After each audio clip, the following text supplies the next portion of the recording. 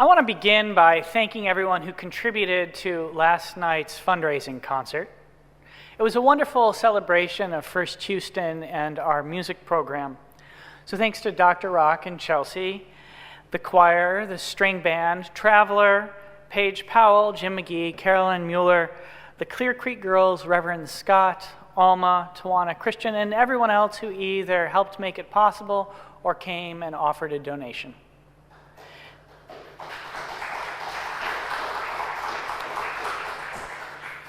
That wasn't really supposed to be an applause line, but there we go. It was great to have so many of you here to support the congregation and listen to some wonderful music and share fellowship. And the event was a great reminder, for me at least, of the old adage that the church is really its people. After the difficulties and sorrows of the last years, it was good to come together again. And I'm looking forward to more opportunities for fellowship in the future. And if you missed this one, don't worry, you can still go online and watch the recording.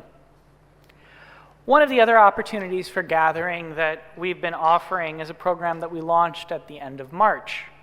It's a year-long effort called Religion in Houston's Pan-African Community. Some of you might be familiar with it.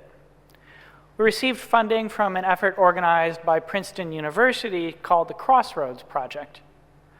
This is a program that brings together scholars, artists, and community activists from across the country to do research and public projects celebrating Black religious histories, communities, and cultures. My girlfriend Sade and I were named fellows to conduct, as a collaboration between First Houston and the farmers market she runs, the Freedmanstown Farmers Market, a series of 10 public oral histories with community leaders from the 3rd, 4th, and 5th wards of the city. We're talking with them about the relationship between Black radical politics and religion. Half the conversations have been taking place here in the sanctuary. The other half are being held at community centers, universities, and religious institutions connected to the people we're talking with. Our first event took place at TSU. We spoke with John Bunchy Creer, a former member of the Black Panther Party. Bunchy worked closely with many of the party's leaders. He even served as Bobby Seale's driver for a year and was active in organizing the free breakfast program here in Houston.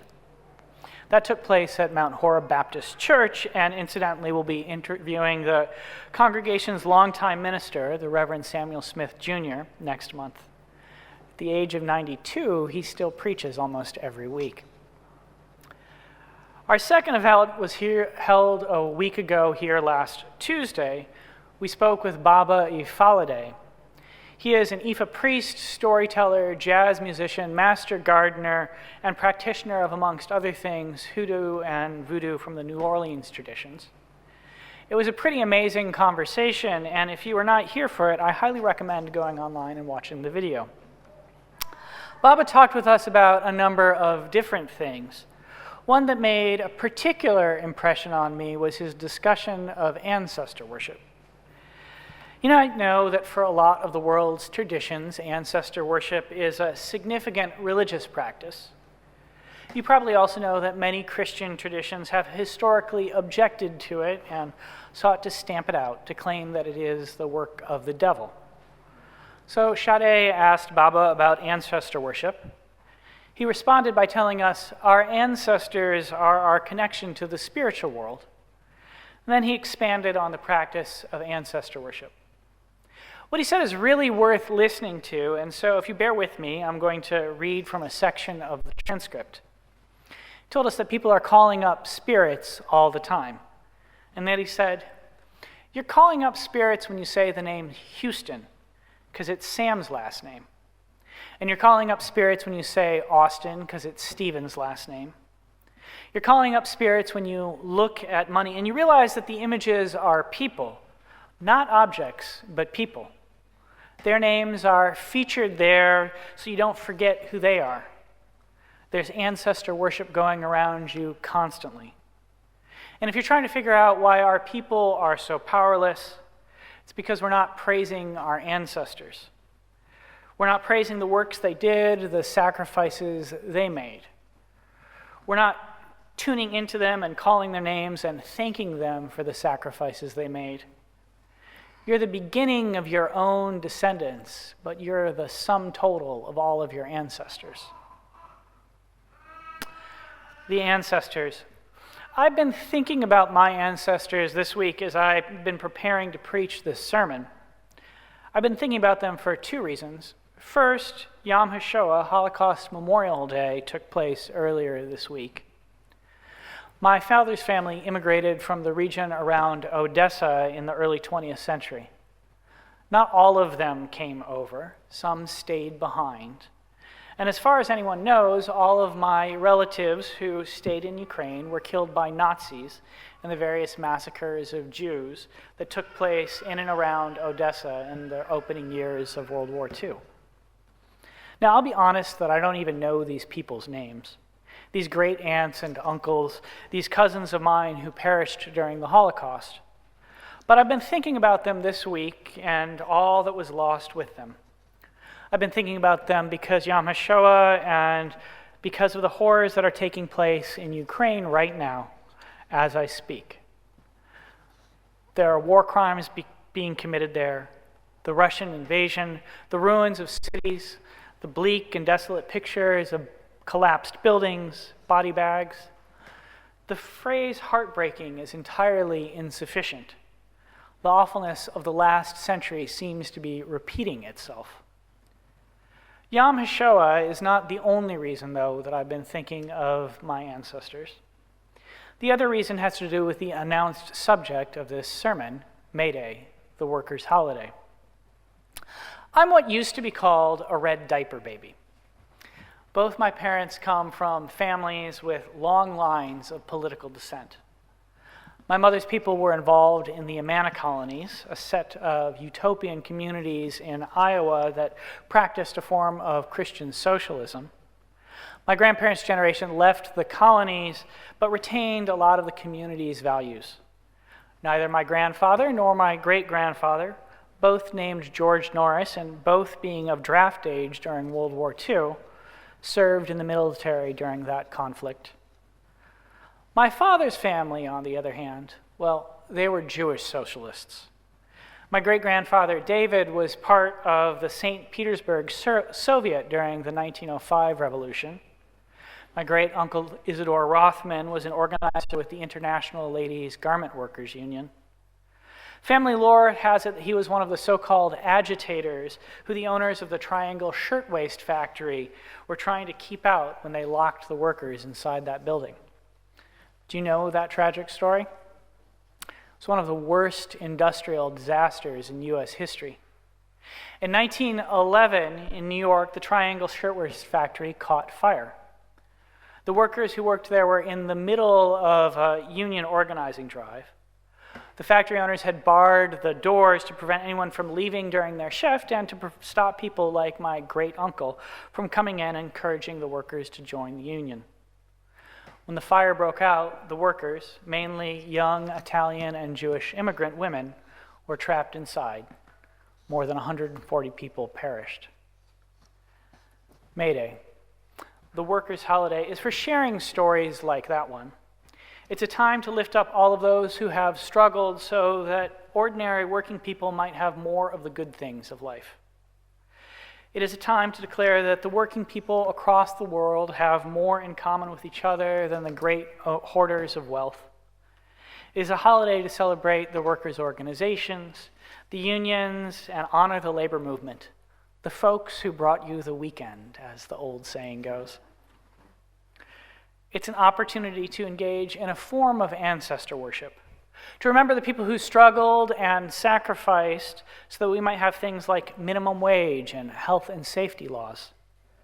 Of course, here in the city of Houston, where working people have the lowest rates of health insurance coverage of any major city in the United States, and here in the state of Texas, a so-called right states where unions are weak and in most cases virtually non-existent, and here in the United States, where minimum wage hasn't been increased in more than a decade, and an hour's work will barely cover the cost of a single meal. And here on a planet where men like Jeff Bezos and Elon Musk have accumulated fortunes so vast that they are larger than the entire economy of Ukraine, It can be hard to feel like there's much to celebrate on May Day. Inequality is rising. Much of the gains of the labor movement of the last century have been washed away. But this is all the more reason to celebrate the holiday. By doing so, we can remind ourselves that against great odds, people have come together to improve their working conditions in the past. By honoring them, we can learn from them and perhaps find the inspiration we need to improve our own lives. One of the most important things in life is to figure out who you owe. Each of you listening to this sermon has benefited from the innumerable, often unnamed people who came before you. Sitting in this sanctuary or listening to the sermon online, we are the beneficiaries of the generations that came before and built this church, both metaphorically and physically. We should be grateful not just for the members, the staff, and the ministers who worked hard to raise the funds to build our campus. We should be grateful for the bricklayers who placed brick upon brick and cemented them together. We should appreciate the woodworkers who carved the wall behind me, shaped as it is to provide excellent acoustics, and who made the pews on which you sit. We should have gratitude for everyone who placed a steel beam or an electric wire or a wooden plank so that we might have our sacred space. May Day is an opportunity to remember that our world has been made by human labor. Labor is a cooperative exercise. It's not something that ever happens in isolation. Take my sermon, for example. It's actually a fantastic collective effort. Now, I'm not speaking here of the actual act of preaching, which is a conversation between minister, congregation, world, and tradition. I'm talking about the deceptively simple act of writing my text. I'm not even thinking here of all the books that I read, all the education I've received, all of the experiences that I've had that have put me into a place where I can write a sermon, put a sentence together and then a paragraph and then put a text that hopefully communicates something that moves you and in this case gets you to think about your ancestors and the people that you owe. The way in which the good things we have come from the struggles of those who came before us. No, I'm just thinking about all the work that went into creating the computer on which I typed my words. That single object is the product of the work of unfathomable millions of people. The circuits had to be designed, the monitor, the keyboard, the mouse pad, the input jacks, all engineered using the findings of generations of scientists and engineers, and then constructed from materials that were mined. That's the work of miners. And then shipped to the factory that probably involved sailors, longshoremen, railway workers, truck drivers, and loading dock workers before it was put together on an assembly line and then eventually packaged, shipped to a warehouse, and somehow purchased by me, finding its way onto my desk. Now, I actually skipped many steps. Any piece of technology, any appliance, washer, dryer, automobile, refrigerator, bicycle, piano, is the result of the collective labor of untold thousands and the results of generations of human ingenuity. May Day is an opportunity to honor all of that labor, the ancestors and the living people who make what we have possible.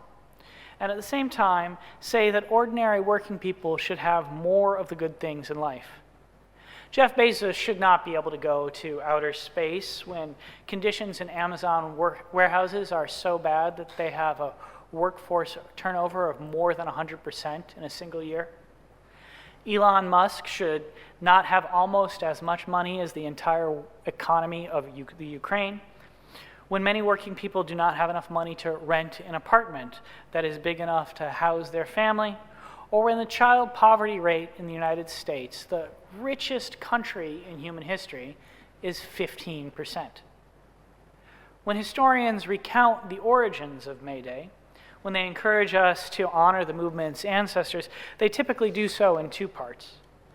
They begin by reminding us that the holiday had ancient pagan origins. Once upon a time, long ago, before Weinberger bombed North Africans, before the Bank of Boston laundered money, or Reagan honored the Nazi war dead, the earth was blanketed by a broad mantle of forests. Peter Limbaugh begins his powerful essay, The Incomplete, True, Authentic, and Wonderful History of May Day. In those days, all across Europe, people went a-Maying. They went out into the woods and gathered up greens to decorate their homes with leaves and boughs and pretty lively things. Maypoles were erected. There was dancing and music and drinking and singing and festive parties and fertility rites and all the festivals of spring. Then came Christianity. Many of you probably do not know how long it took to spread across Europe. There were pagan kingdoms in North Europe until the middle of the 15th century. Well into the 16th and 17th century, large parts of the continent remained only nominally Christian, and people celebrated the old pagan festivals as much, if not more, than they did anything organized by the church. Over time, though, the ruling elite spent a lot of effort trying to repress the holiday, trying to repress those who danced the maypole, who held feasts and parties and reveled in the joy of spring. The holidays were too raucous and threatened the order they wanted to create. So women were burned as witches for honoring May Day. The British Parliament outlawed its games and festivals. People resisted, of course, as they always do, and the holiday persisted, sometimes in secret, sometimes braving imprisonment or death. Communities did things like declare one of their members the Lord of Misrule, and imagine a world turned upside down in which there would be no more landlord or factory owner, but instead the world would be held as a common treasury for all. As more and more factories were built, as the modern working classes came into existence, the people began to use the holiday as a rallying point for building the labor movement. In May 1886, workers at the McCormick factory in Chicago were engaged in a struggle for better wages, conditions, and the 8-hour day. They were led by radicals like Albert and Lucy Parsons. We heard Lucy's wisdom earlier. She would have us remember on May Day that the struggles of which we are a part, the struggles of the labor movement, the work of addressing the climate crisis and confronting the resurgence of white supremacy, are by definition generational struggles. We should always honor those who came before us for the work they did to build a better world. For, as she said, we do not accomplish all in one day or in a single generation. The movement that the Parsons were part of was therefore an intergenerational one. It was also a multi-ethnic one. Many of the workers were immigrants from Europe, and it was a multiracial one. Lucy herself was a woman of African descent who had been born into slavery and lived before the Civil War right here in Texas. And such a movement of a rainbow coalition of people across different languages and races and generations terrified the factory owners. On May 4th, 1886, many of the factory workers held a rally to encourage each other in making their demands. Albert made a speech there. So did several other leaders in the local labor movement. And then, as the saying goes, all hell broke loose. To this day, no one really knows what happens. Some things are clear. The police, who were allied with the factory owners, attacked the crowd. Someone, maybe a police officer, maybe an agent provocateur, or maybe one of the workers, threw a stick of dynamite. Several people were killed. The police and factory owners used the event as an opportunity to try to destroy Chicago's labor movement. They convicted 8 men, all local organizers, and some of whom had not even been at the rally, after a trial that has been best described as farcical. 4 of them, including Albert, were hung. On the gallows, one of the men, August Spies, said, "There will come a time when our silence will be more powerful than the voices you strangle today.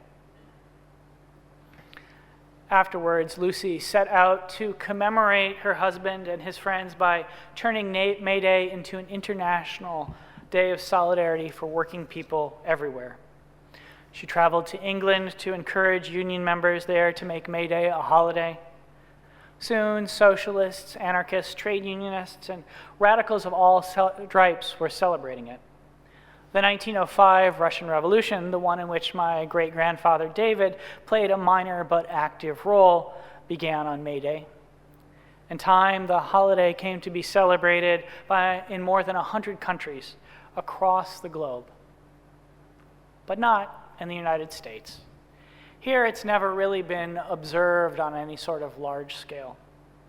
The holiday's radical origins, the ancestors that it encourages us to commemorate, are a reminder of the truth that much of what ordinary working people have was not given to them. It was gained with great struggle and sacrifice, and the sacrifices of their ancestors.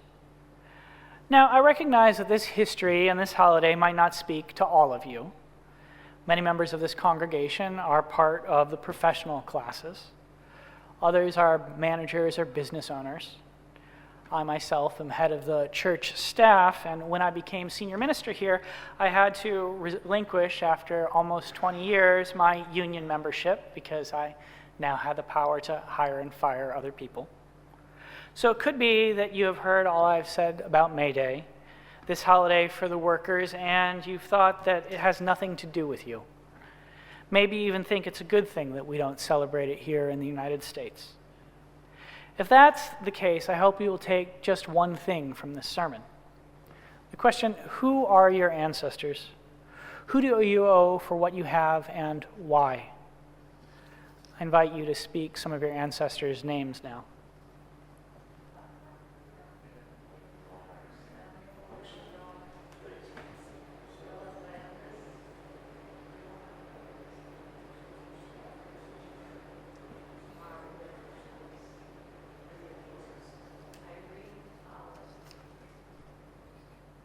We hear these names and honor them. For my part, I will mark the holiday as I long have, by honoring those who came before me and struggled so that we might have a better world. My great-grandfather David, my great-uncle Isidore Rothman, my great-aunt Belle, whose stories I have not told, and those who I'm not related to by blood, but who I am connected to through spirit. Albert and Lucy Parsons, August Spies, Martin Glaberman, whose words you heard earlier and who taught one of my mentors, the great Stoughton Lind, how to organize a union.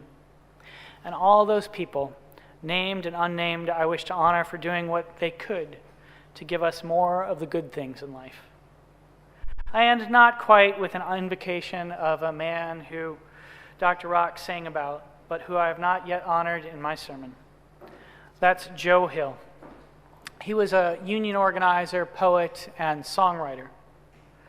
Like Albert Parsons and August Spies, he was executed by the state of Utah following a trial so heinous that President Woodrow Wilson took exception to it. His last words, "Don't waste any time mourning, organize." Who are your ancestors? Who do you owe for what you have, and why? Honor them, and then don't waste any time mourning. Organize. These are my words to you this May Day, this workers' holiday. May you find within them a blessing, and in doing so, choose to go bless the world. Amen, and blessed be.